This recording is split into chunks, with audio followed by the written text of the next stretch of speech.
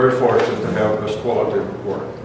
But I know that each of you have had a problem personally, or know someone who has in Pearland. And I want each and every one of you to reach out and say a short prayer for each one of these citizens who are in danger and are in trouble. We're very fortunate that we have such quality citizens in our community as well as our staffing. And we're going to pull through. We've had worse cases where, you remember Ike when they came through, but it didn't hang around. It just kicked a few cans and knocked over a few trees and left. But Harvey, I think, wants to spend the night with us here a little longer.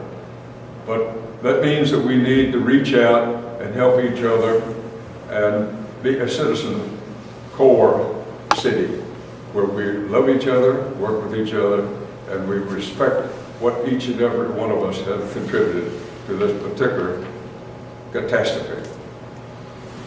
I'd like at this point to introduce our city manager, who will pick up and give you some factual information about our situation and bring you up to date on the real story of what's happening today. Clay? Thank you, Mayor Reed. Thank you, everybody. First and foremost, I want to thank the city staff team that I've had the pleasure of trying to support as best as I can, and our management team. This has been, as the word has been used over and over again, but unprecedented, I'd say also horrific storm event that has just overwhelmed so many systems and normal operations and normal expectations.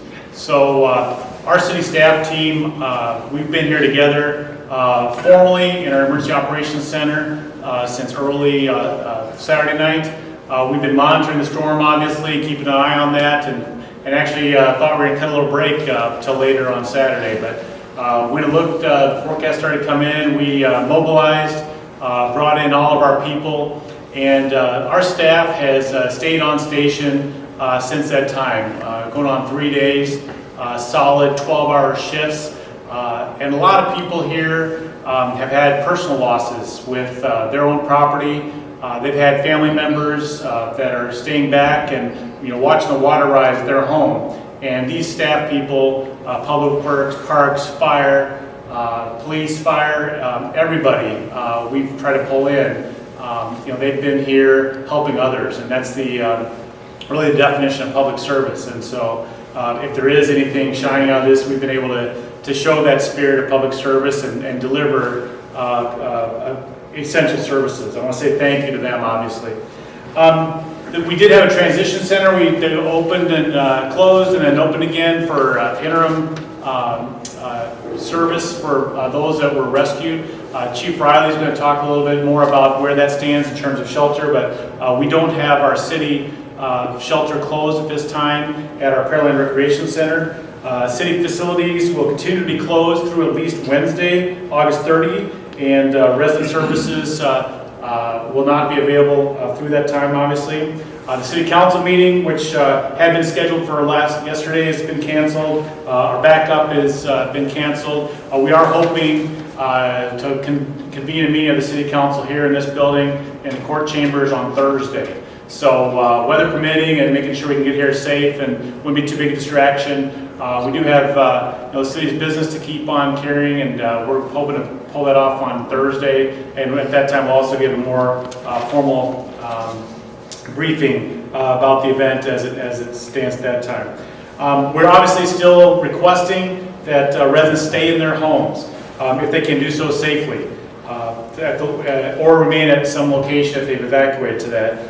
If you absolutely have to leave, there is a map on our website. I'd encourage folks to take a look at that at any time as an important resource at pearlandtext.gov. We keep that current, and there's a plethora of information and updates, pretty much real time as we're going through, and we keep that road closures, flooding areas, any other official announcements. And I know in this day and age there's a lot of other stuff that floats around there and gets ricocheted around social media, but go to the city's source websites and Facebook and Twitter accounts, and you'll find out the real story and what you need to know. Drinking water in Pearland continues to be safe and sound, has been. If there are any announcements, we'll put it on the website. We have no reason to believe that that's going to do anything other than continue to be a safe water source. We have had losses in our sewage treatment plant. We're continuing to evaluate those and be able to make some announcements, but we've got at least 2 facilities that have suffered damage from the flooding. There will be no trash recycling pickup today. Please do not pick up or put out the trash or recycling. That creates a hazardous situation until waste management is actually up and running. Early moments, it sometimes maybe felt like we were a little alone, and we did the best we could running around, but pretty much very close thereafter, there were people that came out of the community, other government agencies, good partners that we have in this community, in this area, and so that's made a lot of our work. So we're going to continue to keep our city staff safe and sound, and all the residents safe and sound. We're prioritizing calls and issues in that emergency operations center. We're going to continue to keep stood up as long as necessary. I want to thank Mayor Reed and the City Council. They've been diligent throughout this. Member Carbone is here with us. Fortunately, he lives very close, so he was able to make it rather easily, and he's been here and checked in to make sure we're doing all right and have what we need. Part of my job, I think, is to make sure the city has the resources and the training and the planning, and I think that's shown off pretty well. We do think about our neighbors around us that have suffered on scale and intensity even greater than we have, and so as soon as we have our feet under us a little bit more, we're going to be doing whatever we can to reach out and assist the communities around us. So I'm going to turn it over to Assistant Chief Chad Randall at this time. Good afternoon. With the activation of the emergency response plan, every person from the Pearland Police Department has been called into duty. We are at about 95% staffing, so almost everybody that is employed by the police department is actually here working. We've been conducting water rescues based on prioritization. We are looking at life safety concerns being that thing that is most important. With that, I want to throw out a special thanks to some of the agencies that have been assisting us with water rescues and with resources. Those include the Leander and Cedar Park Police Departments. They came a long way down here to help us. The Galveston Police Department has been up here. The Pearland Independent School District has been absolutely awesome, helping us with facilities, school buses for evacuees.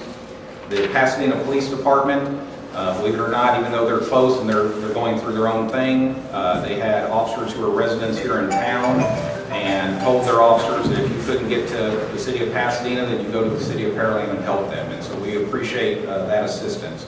The Houston Police Department has also done the same thing. We have Houston officers working with Pearland officers right now. I want to thank the Brazoria County Drainage Districts number 3 and 4. They've been a huge help with high water vehicle assets such as dump trucks. And of course the Texas Parks and Wildlife Division who has sent in boats for us. So in order for us to really help protect the citizens of Pearland and the property here, we are going to continue a citywide curfew that has been issued for tonight from 10 p.m. to 6 a.m. The purpose of this curfew is to help our first responders prioritize life and safety issues. We don't need to deal with property crimes, which to this point we are proud to say has not been an issue in the city of Pearland. The city has not and is not under an order of evacuation. To make that clear, there is no portion of the city of Pearland that has received an evacuation. So although the rain has subsided for now, we still of course have many roads and neighborhoods that are flooded. We do have homes that have flooded, businesses that have flooded, city facilities that have taken on water. So much like our surrounding communities, we are asking that you avoid those impassable water areas. We have done our best to get barricades at all roads and locations that we know for certain are unsafe for vehicles to pass through. And we would ask that citizens please adhere to that and not go past those barricades. Even though you may not see the water at the barricade itself, please understand that there is water somewhere down that road. There may also be issues with that particular road, and it's just stuff that we cannot get to at this moment. If you go past that barricade, especially at night when the danger level is much higher and it's much more difficult to see. You may find yourself in a really serious situation. So we would ask that you do not do that, and in addition to that, please understand that ties up resources that are trying to help other people. So please, once again, do not drive past barricades, and also do not drive the wrong way on roadways.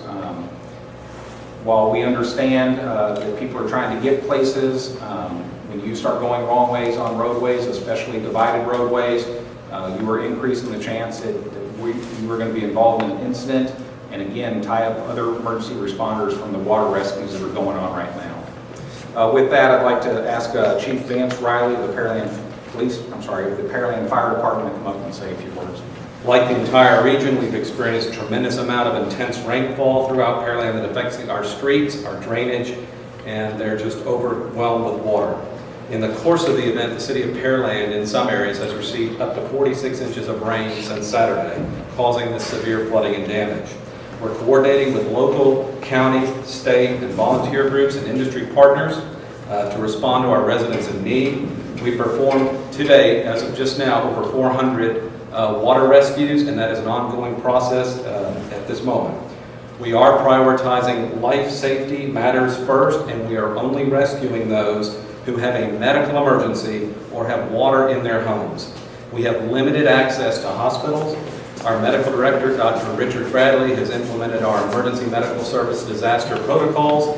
This means that we're only transporting life and death emergencies. Our fire department paramedics will be treating on the scene and releasing if appropriate. We'll do the best we can under the circumstances.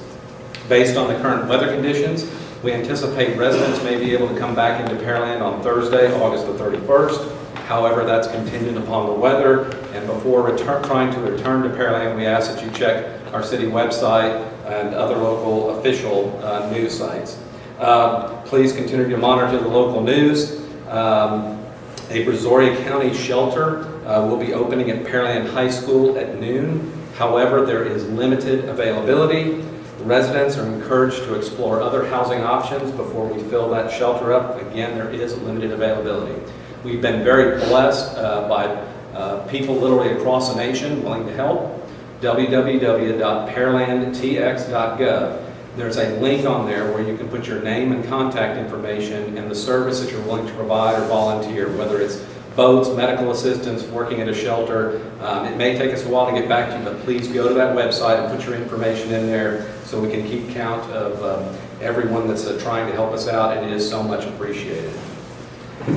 At this time, I guess we'll open up for questions. So, I mean, 46 inches of rain, how does that compare to what you've had in the past? Well, I think the flood of record in this general area was in 1979, and I believe it was Tropical Storm Claudette, and that was about 42 inches of rain, so this is far and above beyond that. That was just one that came to mind. So are there particular areas of concern right now, particular neighborhoods or streets that you're especially focused on? We are focused, well, primarily the requests for rescue are coming along the Clear Creek Basin.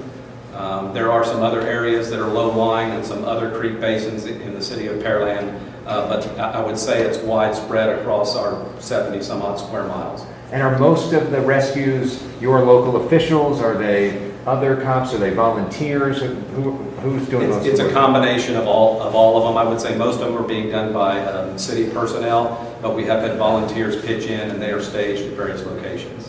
Are you advising the people who live near the Clear Basin to leave their homes or stay there? What should they do if they need help?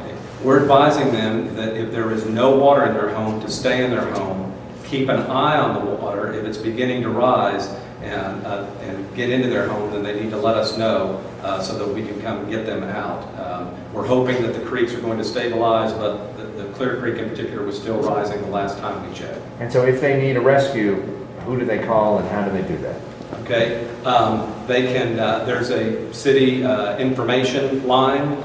It is 281-652, it's the 1900, correct? 1900-652-1900. Again, if they do have a medical emergency though, or perhaps they have someone who is unable to walk out of the home on their own, then please call 911 in those emergent circumstances.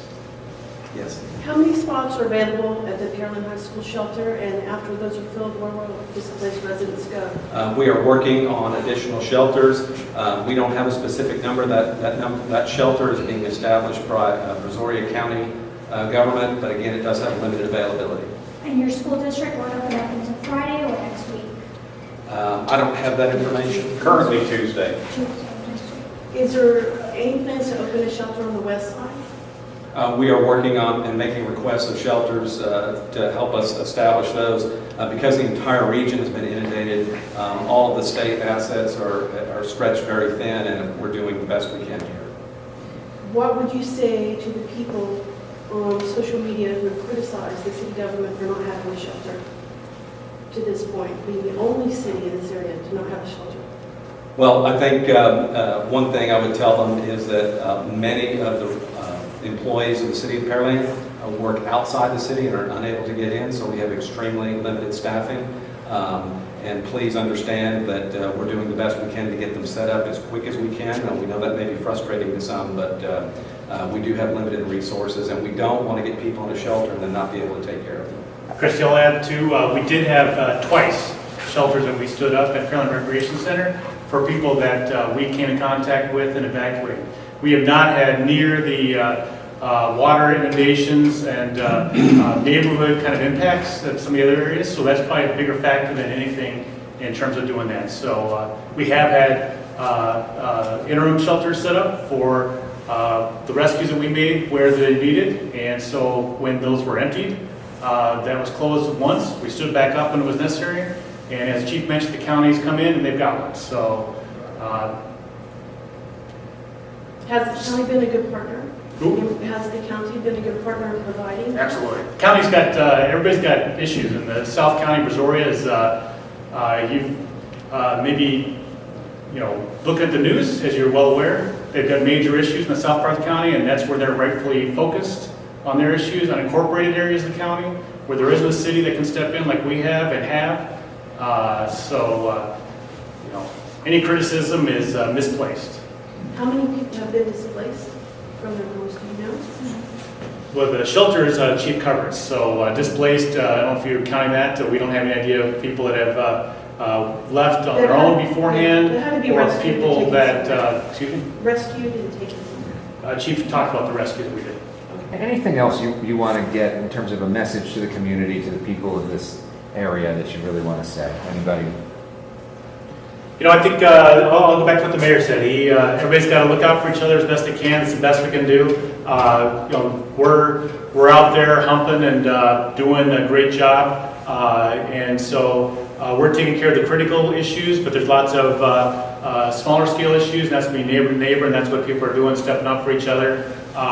We got eyes on the traffic cameras, and that's starting to build back up too. So there's stores that are open back up, and so when people can safely get there, they can reprovision, and we'll go into the next phase. Some of this stuff is going to affect us all for years, and it's just day by day, and we're in the rescue and mode. We haven't started really getting into the recovery piece, which is coming down the road. So, And have you seen any injuries of the people that you've rescued or anything? from the rescues, Or, I mean, I'm not aware of anyone who was specifically injured by the flood. There are people that may have had a medical condition or had a medical condition that we've had to remove because of that condition, but we're not aware of any specific injuries at this time. Do you know the amount of vehicles that have been stranded in the floodwaters or anything? No, we have not counted those. Any fatalities reported yet? There have been no fatalities reported in Pearland yet.